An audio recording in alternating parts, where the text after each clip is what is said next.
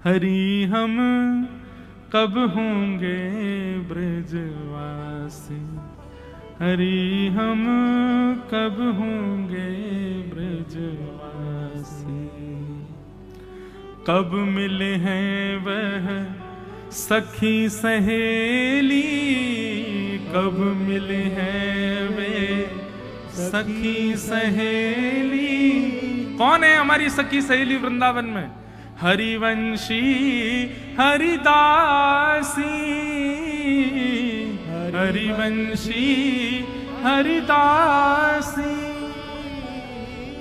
वंशीवट की शीतल छैया, वंशीवट की शीतल छैया। सुभग नदी यमुना सी, हो सुभग नदी यमुना सी। हरि हम कब होंगे ब्रजवासी, हरि हम कब होंगे ब्रजवासी। जाकी वैभव करत लाल सा, जाकी वैभव करत लाल सा। करमीत कमलासी, करमीत कमलासी। इतनी आस व्यास की पुजवहूँ, इतनी आस व्यास की पुजवहूँ। श्री आपके मध्य प्रदेश में ओरछा में प्रकट हुए श्री हरिराम व्यास जी। ओरछा के राजा मधुकर शाह के गुरुदेव थे वे हरिराम व्यास जी। उनका ये पद है, इसीलिए उनके पद में व्यास शब्द आता है।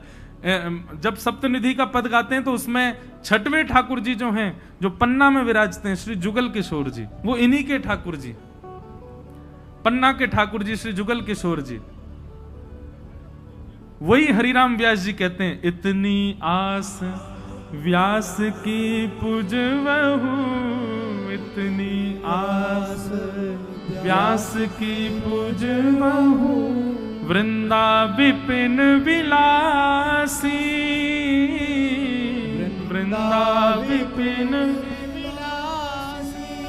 ठाकुर नंद किशोर हमारे, ठाकुर नंद किशोर हमारे। जोर लगा के गाओ। ठकुरानी राधासी, हाँ ठकुरानी राधासी। हरि हम कब होंगे ब्रजवासी, हरि हम कब होंगे ब्रजवासी। ऐसे श्री हरिराम व्यास जी।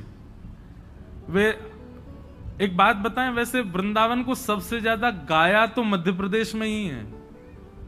हमारे हरिदास परंपरा के अधिकतर जितने भी बड़े बड़े रसिक जन हुए वो सब मध्य प्रदेश, बुंदेलखंड आदि क्षेत्रों में। हरिराम व्यास जी, इन्होंने तो सबसे ज्यादा वृंदावन रस को गाया, ये भी मध्य प्रदेश में। तो इस नाते से कह सकते हैं कि मध्य प्रदेश वालों का टिकट जल्दी कटता है ब्रज के लिए। तो ये हमारे ब्रज भजनों शुरू कर दो। और उसके पीछे कारण है ना, ब्रज के सबसे बड़े लालस जिनको है ब्रज का, वो आपके मध्य प्रदेश में ही है ना, महाकाल। ये बैठे भली मध्य प्रदेश में, इनको मन पूरे दिन वृंदावन में ही रहे। ये 24 घंटा वृंदावन में ही रमण करते रहे। और ये बात सत्य है, आप इसको अन्यथा मत लीजिएगा। मेरी एक बार काशी में कथा हुई, तो काशी में कथा के बाद, अब आज देखो विश्राम दिवस है, अब हम अपने मन की सारी बात कह जाएं जो 6 दिना में ना कही, और फिर हम जाते जाते खुशखबरी भी बता के जाएंगे। तो पहले सुन लो, खुशखबरी बताई है ना, ताली पहले बजा दो। बात सुनो। एक बार हमारी काशी में कथा हुई, तो काशी में कथा करके रात्रि में ही, विश्राम वाले दिन रात को ही निकलना था कहीं दूसरी जगह कथा के लिए, ट्रेन थी हमारी। तो आयोजक जो थे उनसे हमने कही, मैंने कहा भैया महाकाल वो विश्वनाथ भगवान के दर्शन करा लाओ। चलो महाराज जी। रोज जाता था मैं दर्शन, रोज हमारी व्यवस्था हो जाती थी, पुलिस वुलिस वाले ले जाते थे भीतर।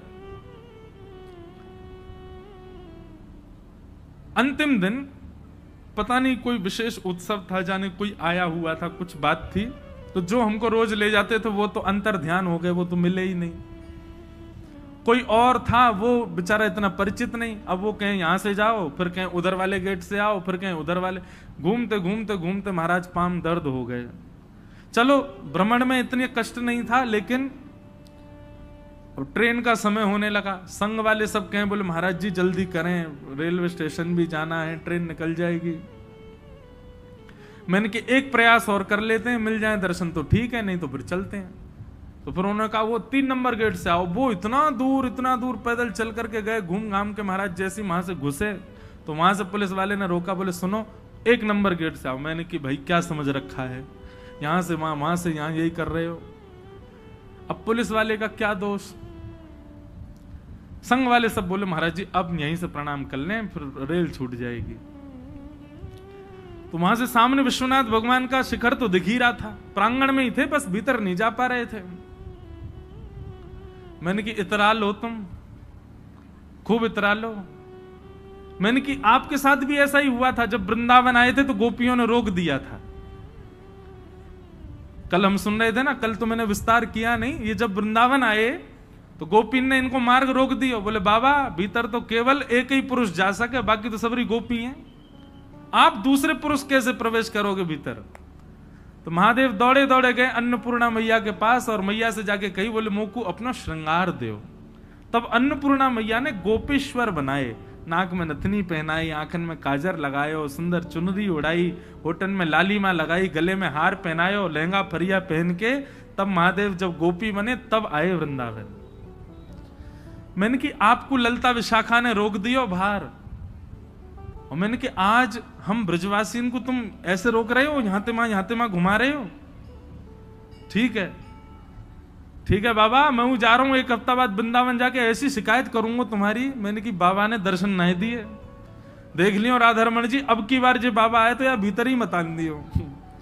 ऐसे मैंने क्रोध में भर के बोल दिया। सब लोग प्रणाम करने लगे। मैंने कि जय हो बाबा, यहीं तो प्रणाम है, दूर ते ही। और जैसे ही मैं मुड़ा, इतने में ही वो पुजारी जी जो मंदिर में पूजा करते वो आए। अरे आप यहाँ क्या कर रहे हो, दर्शन हुए? मैंने कहा ना यार बाबा, दर्शन ना दे रहो आज।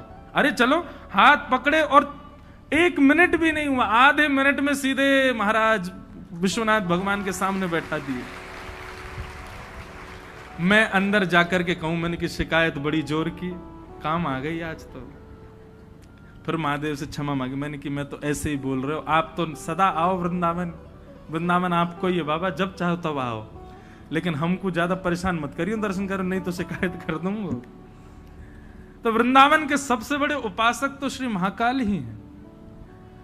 या हमारे मध्य प्रदेश के लोगन पर जल्दी कृपा है सके ब्रज के वास की, या हमारे भैया खूब ब्रज भजो, या कथा से केवल एक ही बात सीखो, रोज वृंदावन को याद करो, रोज वृंदावन को प्रणाम करो। अगली बार जब वृंदावन जाओ तो वृंदावन के संत जनन को, वृंदावन के ब्रजवासीन की, वृंदावन की यमुना जी की थोड़ी थोड़ी रज लियाइयो और नित्य माथे से लगाओ, नित्य गले से लगाओ, नित्य मुख पर डालो, रोज वृंदावन को याद करो।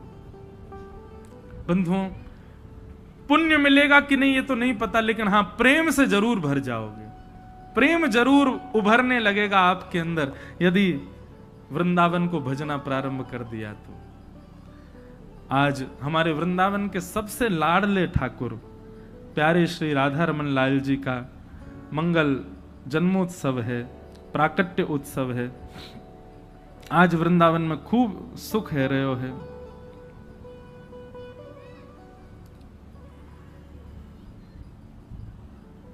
कल नरसिंह चतुर्दशी थी।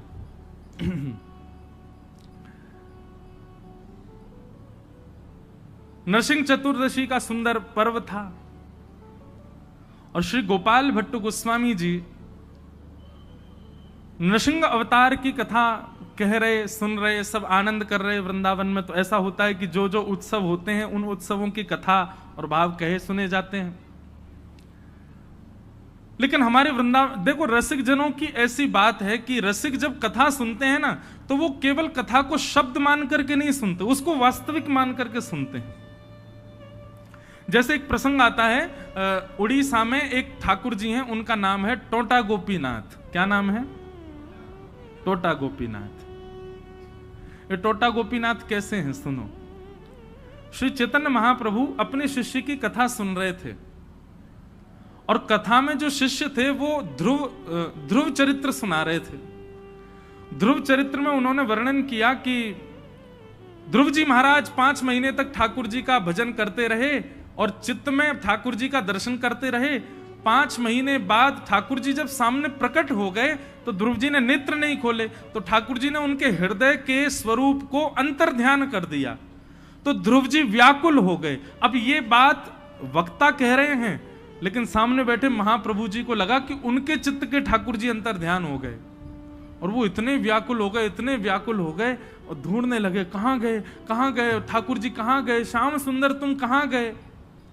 तो जिस फर्श पर बैठे थे वहां नीचे अपनी उंगलियों से विरह में आतुर होकर के खोदने लगे, ठाकुर जी कहां चले गए। और खोदते खोदते खोदते महाराज, तभी उनका हाथ में एक ठाकुर जी का सुंदर रूप आया, वही थे श्री गोपीनाथ। प्रकट करके निकाले, हृदय से लगाए।